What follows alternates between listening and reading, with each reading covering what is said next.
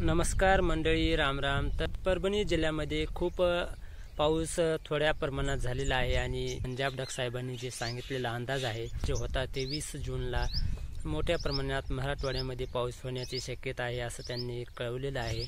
आणि लातूर साईडकडे जर बघितलं म्हणलं तर पूर्णपणे पेरणी झालेली आहे.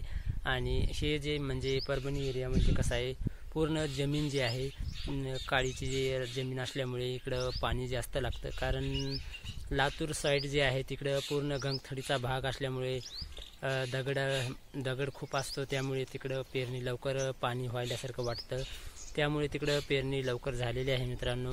आणि ही परभणी साईड आणि बीड हे नांदेड हे पूर्णपणे पेरणी झालेली आहे. 70 ते 80% अजून 20 ते 30% पेरणी राहिलेली आहे.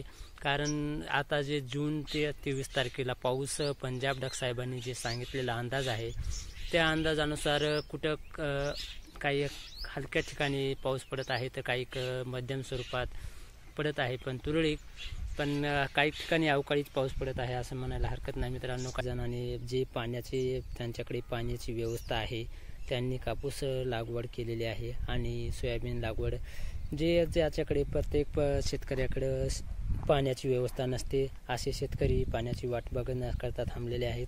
तर समजा महागाईचे बियाणे आणायचे आणि मातीत टाकून वाट बघत बसायचं म्हणलं तर खूप शेतकऱ्याला त्रासदायक जीवन असतं मित्रांनो. आणि समजे शेतकरी काही बांधव माझे सर्व काही श्रीमंत नसतात, काही व्याज व्यवहार करून आणतात पैसे उसने काढून.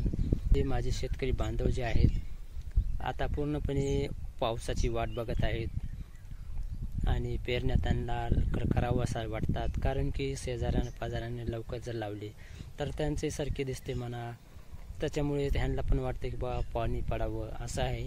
शेतकरी जीवन हे काही खरं तर सांगायचं म्हटलं तर मित्रांनो सोपं नाही.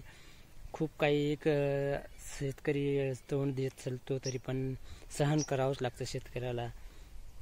आणि आता असं झालं आभाळ येतंय घंटाभर आणि कुंकड पडून जाते ते कळतच नाही. आणि रातच्या टायमाला हवा आणि पूर्ण असं गच्च आभाळ भरून आलं की ते तासभर हवा सुटली की लाईट रातभर येत नाही मित्रांनो. असं झालेलं आहे आमच्या खेडेगावाकडे. असं असतं हे जीवन.